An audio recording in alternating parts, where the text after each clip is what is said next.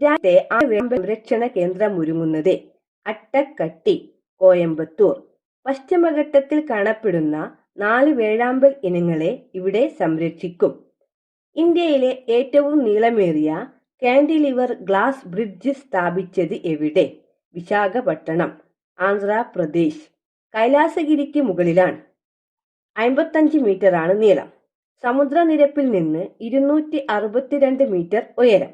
കേരളത്തിലെ വാഗമണ്ണിലെ 40 മീറ്റർ നീളമുള്ള കണ്ണാടിപ്പാലത്തിന്റെ റെക്കോർഡാണ് മറികടന്നത്.